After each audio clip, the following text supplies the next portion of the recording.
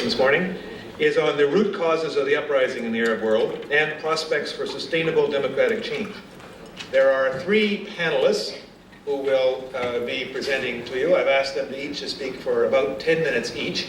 The session goes until noon, so that gives us an hour and 15 minutes more or less.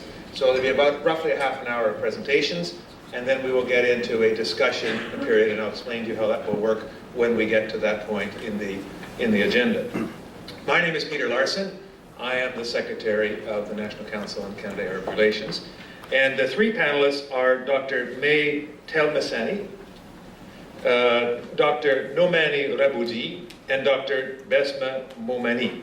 Now, in your program is the bio of two of the panelists, but unfortunately the bio for Dr. May Telmesani was left out, and so I'd like to read it to you to add to the information that you already have before you. She is a distinguished associate professor of cinema and Arabic studies at the University of Ottawa, and she is a published novelist. But you didn't bring the book. The book's a book for sale at the back, but you didn't bring the book. Her novels, Dun Zayad, which was published in 1997, and Heliopolis, published in 2002, have been translated into several languages. She has a PhD on the representation of popular neighborhoods in Egyptian cinema. Dr. Telmesani has contributed to the book of photography, The Last Hammams of Cairo. You must be very clean after having visited all the hammams of Cairo. And she has authored a book, Counterpoints, Edward Said's Legacy. So that should be added to your program. I will not introduce the other speakers as their bios are there, and I'm sure you'll see that both of them have a lot of experience and knowledge in the area. I think we have decided that Dr. Mohani, you're going to speak first? Is that right? Yes, okay. So without further ado, please welcome our first panelist. In fact, welcome our whole range of panelists. If you would, please.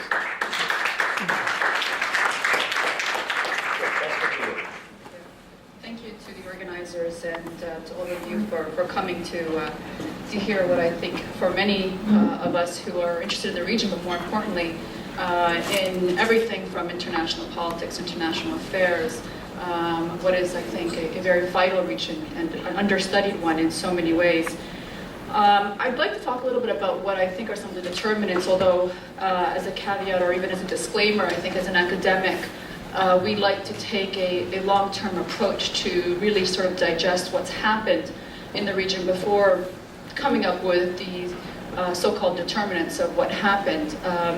That, unfortunately, in this very media-driven world isn't very comforting to many people who want the instant answers.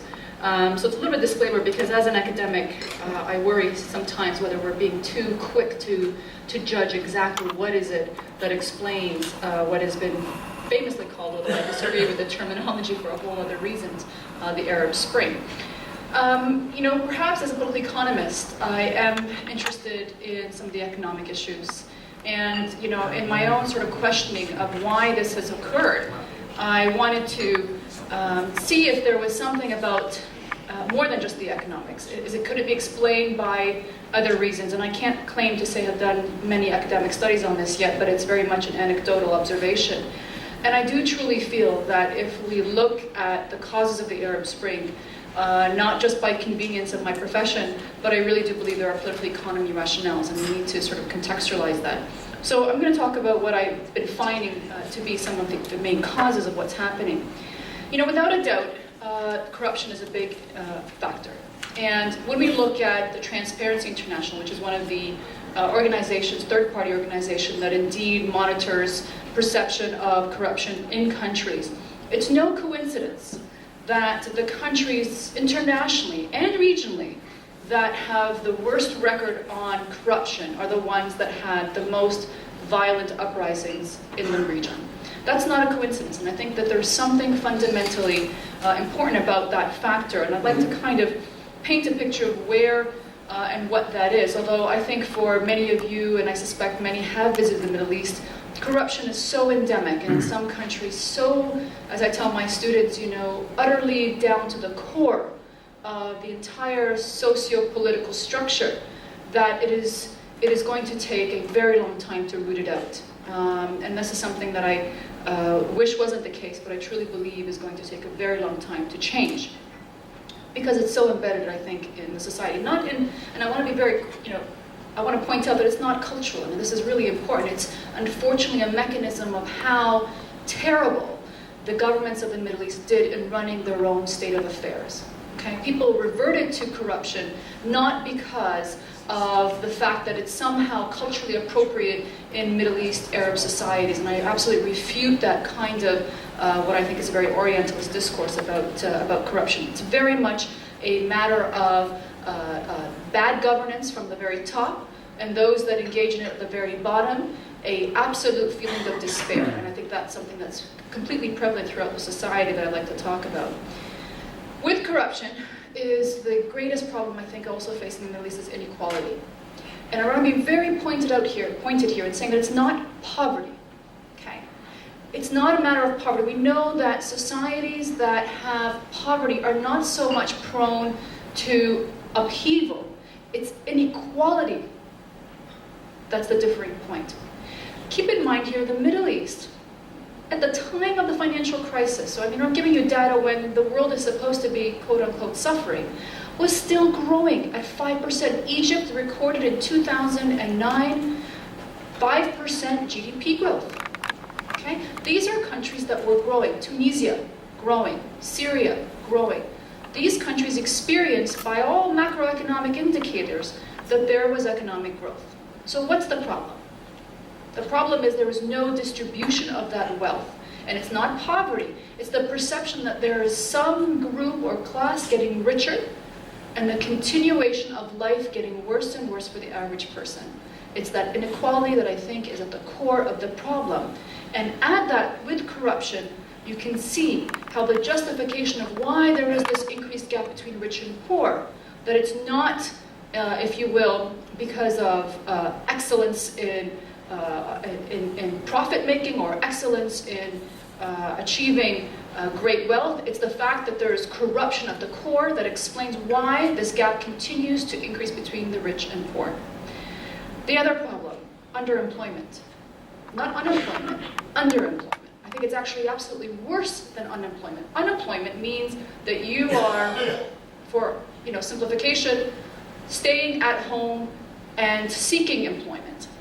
Underemployment, which is more of a problem in the Middle East, is when you are educated, you are capable, and you are working, but not in your profession.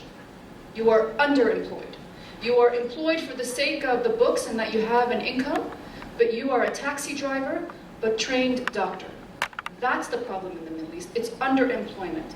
So when you have an underemployed class of educated, primarily young people who see that they are continuously, their strata of income continues to be lower and the division between the rich and the poor continue to increase, you create this frustration that I think has bubbled onto the streets that we see finally in the Middle East today.